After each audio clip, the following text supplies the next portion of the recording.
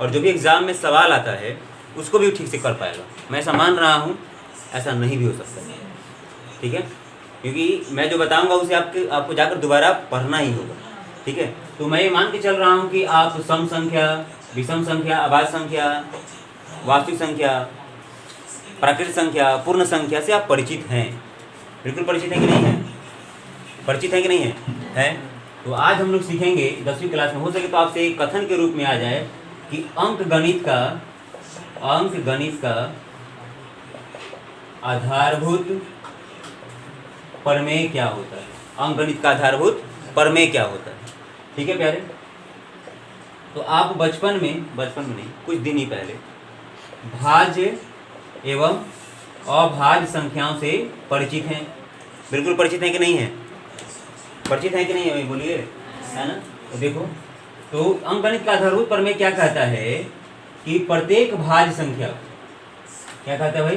प्रत्येक भाज्य संख्या को अभाज्य संख्याओं के गुणनफल के रूप में लिखा जा सकता है। आ गया समझ में? तो सब हाँ जी हमको समझ में आ गया, लेकिन आपको समझ में नहीं आया। इसको हम उदाहरण के द्वारा समझने का प्रयास करते हैं कि जितने सारे भाज्य संख्या है उसे आप किस रूप में लिख सकते हो? अभाज्य संख्या। जैसे क्या ले लिया जाए? 12 ले लिया जाए। इसको अगर आप चाहेंगे तो 6, 3, 2 गुना 3 लिख सकते हैं क्या? देखो तुम यहाँ लिख सकते हैं। तो बताओ ये क्या है? भाज्य है क्या अभाज्य? आप बताओ, भाज्य है। तो भाज्य को आप किस रूप में लिखे? अभाज्य के रूप में। भाज्य क्या होता है? जिसका क्या कर सकते हो? एक या अपने को छोड़कर किसी अन्य संख्या से ही भाग लगे। और अभाज्य क्या होगा? एक अपने को छोड़कर किसी अन्य संख्या से उसमें भाग नहीं लगे। यहाँ पर आपने क्या देखा कि प्रत्येक भाज्य संख्याओं को आप अभाज्य संख्या के रूप में लिख दिए। यही अंकगणित का आधारभूत क्या है? प्रमेय है। जैसे आप मान लो 15 है, तो 15 क्या लिखोगे? 3 गुने 5 लिख दिए। तो कोई भी भाज्य संख्या को हम अभाज्य संख्याओं के गुणनफल के रूप में व्यक्त कर सकते हैं, लिख सकते हैं। बोलो सबको समझ में आया कि नहीं आया? और भी कुछ लिया जाए, जैसे 25 को क्या कर सकते हैं? 5 गुने 5 कर सकते हैं ना। तो ये आपका क्या है? भाज्य का भाज्य क्या होगा? जिसमें एक अपने को किसी अन्य संख्या से भाग लगे। इसी बात पर आप बताइए 7 भाज्य क्या भाज्य। सबको समझ में आ रहा है जी? बुझा रहा है? तो अंकगणित का आधारभूत प्रमेय आएगा कथन के रूप में, तो आप लोग लिखोगे कि नहीं लिखोगे? कथन लिखने के साथ साथ आप एक और चीज लिखोगे जिसका नाम क्या है? उदाहरण। क्या नाम है भाई? उदाहरण। चलो यहाँ तक सबको समझ में आया? अब मैं 2 चीज़ आपको बता दे रहा हूँ। अब देखो एग्जाम में आपसे जनरली क्या पूछा जाएगा कि 140 को मैं इसको आप लोग नोट कर लेना। आज अपनी कॉपी में ये जरूर लिख लेना। आज लिख लेना। मैं बताया था ना कि कॉपी आप सबको बनाना है। आपको आज ही लिखना है प्यारे, आज ही, नहीं तो यहाँ जाने के बाद भूल जाओगे। जिसको याद है वो छोड़ सकता है, लेकिन मेरे समझ से आपके पास बहुत सारा टाइम है, आप अनावश्यक काम कर रहे हैं, बहुत सारा अनावश्यक काम कर रहे हैं, तो मेरे समझ से आपको लिखना ही चाहिए, ठीक है। तो देखो प्यारे, एक हो जाएगा आपका अंक गणित का आधारभूत प्रमेय। अंक गणित का आधारभूत प्रमेय लिख लोगे आप, उदाहरण के साथ लिखोगे। किसके साथ? अब देखो मैं अगला सवाल क्या बता रहा हूँ। 140 का अभाज्य गुणन खंड के रूप में लिखो, ठीक है। कैसे लिखोगे प्यारे? कैसे लिखोगे? देखो यहाँ आप हल लिखोगे और 140 यहाँ लिखो। इधर आप एग्जाम में भी जो आपका मेन एग्जाम होगा, मुख्य एग्जाम, वहाँ पर भी आप बगल में रफ लिख सकते हैं, ठीक है। पेंसिल वगैरह से भी कर सकते हैं, पेंसिल से ठीक रहेगा। और आप उसे नहीं भी आप उसे इरेज नहीं भी करोगे तो कोई दिक्कत नहीं है, समझ रहे हो आप लोग। तो 140 बताओ, इसमें पहले आप 6 से भाग लगाओगे कि 8 से? 2 से क्यों लगाओगे? सबसे पहले हम 2 से ही चेक करते हैं। आज एक और बात आप साथ साथ में सीख लो, समझ में आ रहा है कि बताओ तो कौन संख्या में 2 से भाग लग जाता है, उसकी क्या पहचान है? कुछ मालूम है आपको? कैसे मालूम चलेगा कि इसमें 2 से भाग लग जाएगा? सम संख्या हो तो सम संख्या से बेहतर आप इस तरह से याद कर सकते। बिल्कुल आपने सम कहा है, लेकिन आपको याद रखना चाहिए अगर लास्ट में शून्य हो, शून्य हो, कोई बात नहीं, शून्य 0 है भाई, मैंने 0 हो, 2 हो, 4, 6, अगर 8 रहे, अगर इसमें से कोई रहे तो आप उसमें 2 से भाग लगा दोगे, 2 से भाग लगाओ भाई तो कितना हो जाएगा 70, कितना 35, फिर आप 2 से लगाओगे, 3 से लगाओगे भाई, 3 से। साथ में एक और बात सीख लो ना भाई, हम लोग सीख रहे हैं ना, तो 3 से प्यारे इसमें भाग इसलिए नहीं लगेगा, इसलिए नहीं लगेगा, सुनो ठीक से, कि अगर इस दोनों को अगर आप जोड़ते हो 3 और 5 को, दो योग कितना हो जाएगा 8, 8 में 3 से भाग नहीं लगता है, इसलिए इसमें भी 3 से भाग नहीं। तो प्यारे क्या करोगे, 5 से लगाओगे तो 7, और यहाँ पर लिख दीजिए 2 गुना, यहाँ पर गलत हो गया तो आप एक काम करिए, इसको पूरा खत्म कर दीजिए, ठीक है ना। एग्जाम में भी क्या करोगे, 2 गुना 2 और 5 गुना 7, तो क्या होगा 2 गुना 2 के पावर 2 हो गया आपका आंसर, हो गया। आ रहा है समझ में? इस तरह से आप कर सकते हैं। इसमें और भी बहुत सारा डिफिकल्ट वगैरह भी आता है, जैसे यहाँ पे एक सवाल है, देखिए तो एक सवाल है प्यारे 2 नंबर में 38 25 है, 38 25 है, तो 38 25 में आप भाग करिएगा, इधर रफ लिख देते हैं 38 और 25, ठीक है। इसमें 2 से भाग लगेगा नहीं लगेगा, इसमें आपको भाग लगाना है कितना से, आप 2 के बाद किससे चेक करोगे, 3 से चेक करोगे, तो 8 3 11 11 2 13 5 18, 18 में 3 से भाग लग जाएगा, इसमें भी 3 से भाग लगेगा, इसमें 3 से भाग लगेगा तो आपका आएगा कितना 12 75, कितना आएगा जी 12 75, ठीक है।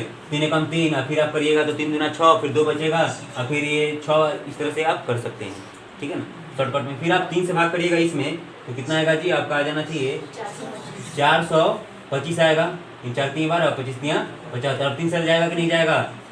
अब इसमें 3 से भाई 7 4 11, 3 से नहीं जाएगा, तो भाई 4 से तो नहीं जाएगा, क्योंकि लास्ट में 4 से चेक करने का तरीका क्या है, ध्यान समझना, 4 से चेक करने का तरीका क्या है कि लास्ट में जो 2 संख्या अगर 4 से भाग लग जाती है तो 4 से उसमें से हो जाएगा, लेकिन 4 से नहीं जाएगा, ये जाएगा आपको कितना से 5 से, तो 8 बजे 40, और फिर आप कितने से 5 से, तो आप क्या करोगे प्यारे, आप लिख दोगे 3 गुना 3 गुना 5 गुना 5 गुना 7, आप चाहोगे तो 3 के पावर 2 5 के पावर 2, और यहाँ 17 हो जाएगा, और 17 लिख दो, ये हो गया। एनसीईआरटी का सवाल है ये, थोड़ा समझ में आया कि नहीं आया।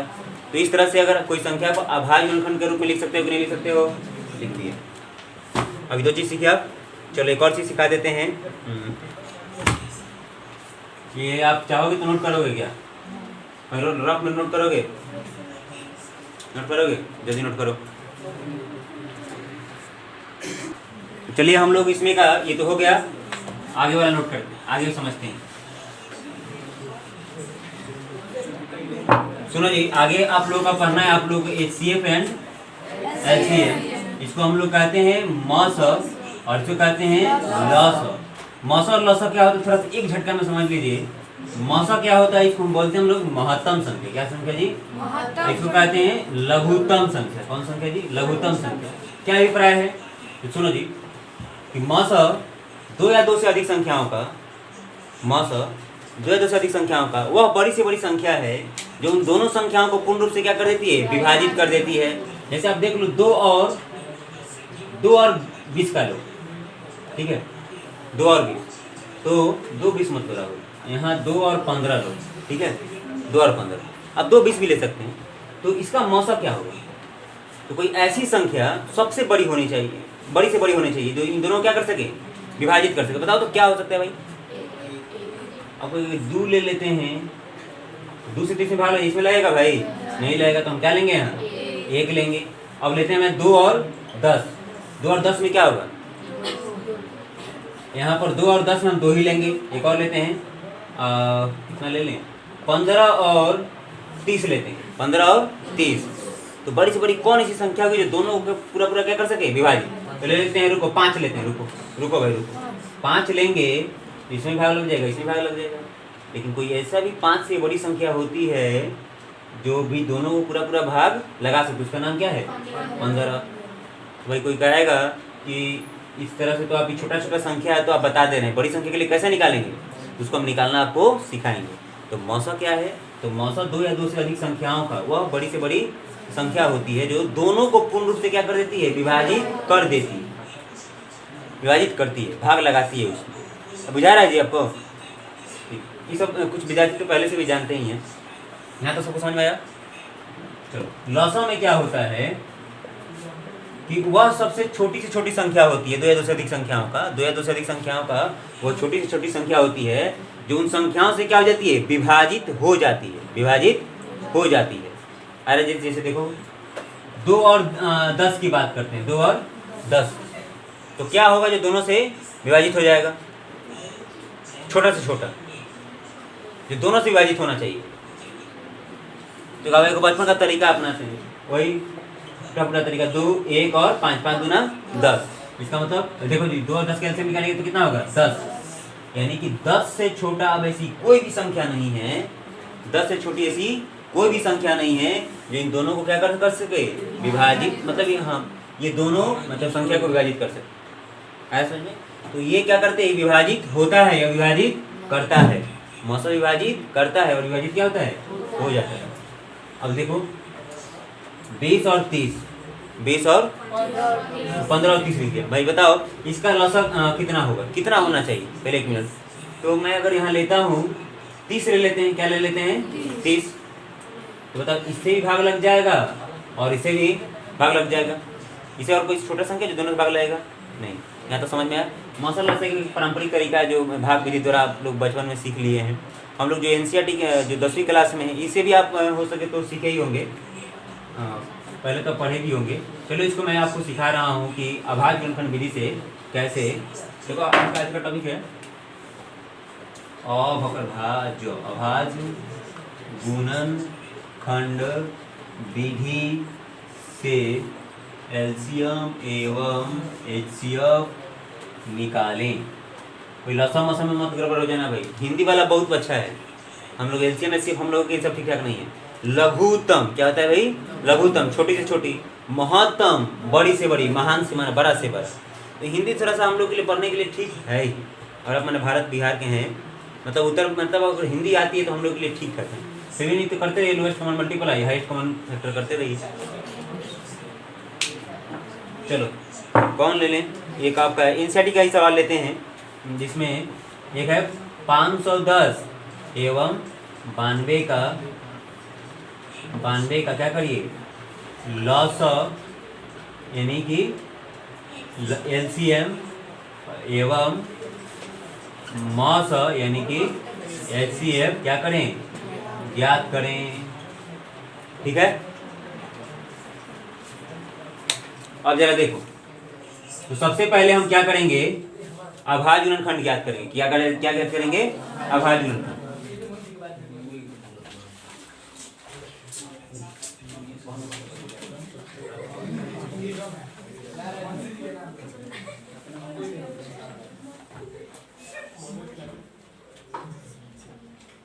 देखो प्यारे, तो सबसे पहले हम इसका अभाज्य गुणनखंड निकालेंगे। क्या निकालेंगे, तो निकालिए इधर रफ में। 510 में आप 2 से भाग करिएगा तो कितना होगा भाई, 255 होगा। क्या 255 होगा, नहीं 250, तो 255 तो होगा ही ना। फिर आप कितना से भाग करिएगा, 5 से करिएगा। मुझे मेरे समझ से तो 5 से नहीं करना चाहिए, आपको करना चाहिए कितना से, 3 से करिएगा तो 8 3 का 24, फिर 5 3 15, फिर कितना से करिएगा, फिर 5 से, तो फिर कितना हो जाएगा, 5 से करिएगा तो कितना हो जाएगा 17। ठीक है, 2 गुना 3 गुना 5 गुना 17। ठीक है, अब उसके बाद भाई क्या है, 92 है, तो 92 में आप 2 से करिएगा तो कितना आएगा भाई, 46 आएगा। क्या फिर कितना हो जाएगा, 23 हो जाएगा। तो 2 गुना 23, बहुत गर्मी लग रहा है। ठीक है,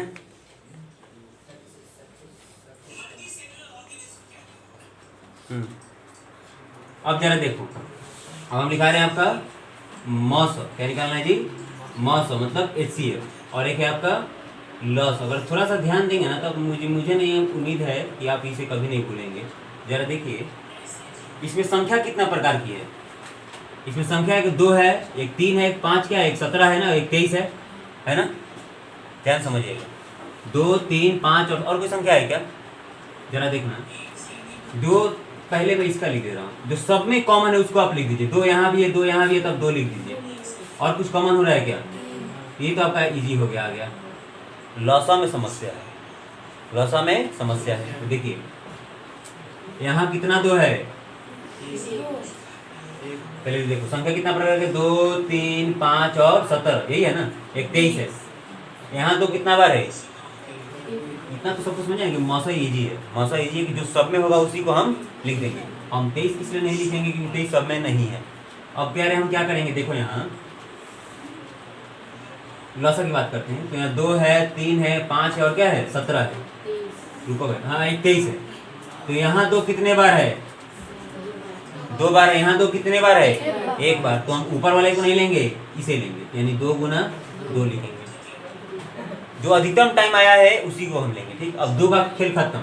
अब 3 देखो यहाँ कितने बार है, यहाँ कहीं नहीं है 3, इस 3 को हम रखेंगे अपने पास। अब बताओ 5 यहाँ कितने बार है, और कहीं 5 आया है क्या? लेकिन अगर यही 5 यहाँ 2 बार होता है तो इस बहुधा को हम छोड़ देते, इसी को लेते। अरे समझ में? तो ये 5 हो गया। अब बताओ यहाँ कितना है भाई, कितने बार है, और तो कहीं है नहीं, तो यहाँ 17 रहने दो। 23 है, और कहीं 23 है क्या, तो यहाँ पे 23 रहने दो। ठीक है, गुना करो, 2 दूना 4, 4 तियाँ 12, 12 पचे 60। फिर आप कितना करिए, 17 से गुना करिए इसमें, तो आराम से 0 7 6 42 हो जाएगा 0, और ये हो जाएगा 6। तो 17 का पारा 6 बार पा के 0 लगा भी सकता है, तो अभी कम हो जाएगा। ठीक है, तो आपका कितना हो जाएगा जी, 0 7 0 और ये 6, तो हो जाएगा आपका 0 2, और ये आपका हो जाएगा कितना 10। ठीक है, 1020। फिर आप उसमें कितना से गुना करिएगा, 23। तो इसमें आप 23 से गुना कर दीजिए, 0 हटा दीजिए, बाद में 0 लगा देना है। तो 3 दूना 6, तो भाई बाद में 0 लगा देंगे ना, कोई बात नहीं है। मैं तो बोला हूँ भाई, यहाँ से सीधे भाई 17 6 102 करके 0 लगा देता। लेकिन बहुत सारे कमजोर विद्यार्थी बैठे हैं, किसी को पहरा भी इसमें नहीं याद है, तो मैं तरीका बता दे रहा हूँ। वहाँ भीड़ में भूल गए तो मेरे जैसा कोई कमजोर विद्यार्थी मिल गया तो समस्या हो जाएगा। इसलिए सबके लेकर चलना, सबको लेकर चलना पड़ता है ना। तो प्यारे दुश्मन हो और विद्यार्थी हो और दोस्त हो, सबको ये हो गया 6 0, और ये कितना हो जाएगा, 3 हो जाएगा क्या, और ये हो जाएगा कितना 4 0 2। थोड़ा आप लोग भी देखिएगा, नहीं तो हम गलत करते हैं भाई। यहाँ 3 हो जाएगा, और कितना हो जाएगा 2, और फिर आप यहाँ 0 लगा दीजिए, तो गुना में कितना 23 460। तो फिर से एक बार समझ लीजिए, 23 460 है क्या, बिल्कुल है। सुनो, मौसा निकालना बहुत ईजी है, फिर इसके बाद फिर दिक्कत हो जाएगा। मौसा निकालना बहुत ईजी है। जो सब में होता है उसको क्या कर देते हैं, लिख देते हैं। जो सब में होता है कॉमन लिख देते हैं। उसके बाद आपको चेक करना होता है कि इसमें कितनी प्रकार की संख्या है। तो 2 है, 3 है, 5 है, 17 है और 23 है। तो देखो प्यारे, 2 यहाँ भी है, 2 यहाँ भी है, तो हम ऊपर वाले को लेके नीचे वाले को लें, समस्या क्रिएट हो जाएगा। तो जो अधिकतम टाइम है मतलब उसको हम लेंगे। तो यहाँ 2 गुने 2 है तो उसको लिए। अब इस 2 का खेल खत्म ना, अब इसको हम पूछेंगे नहीं, देखना की बात हटाओ, मतलब पूरा इसको मतलब हम ध्यान नहीं देंगे, खत्म। अब 3 यहाँ कितने बार है, और यहाँ कितना रहता है 10 बार, तो हम 10 वाले को लेते हैं। ठीक, और 5 यहाँ कितने बार है, 1 बार, और तो कहीं है नहीं तो इसी को लेंगे। यहाँ 17 कितने बार है, और इधर भी आपको आना है, 23 कितने बार है, 1 बार, तो इसको लेंगे। समझ में आया सबको? तो चलो चलो चलो, कहाँ चलोगे, नोट करते, नोट करो जी, चलो नोट करो।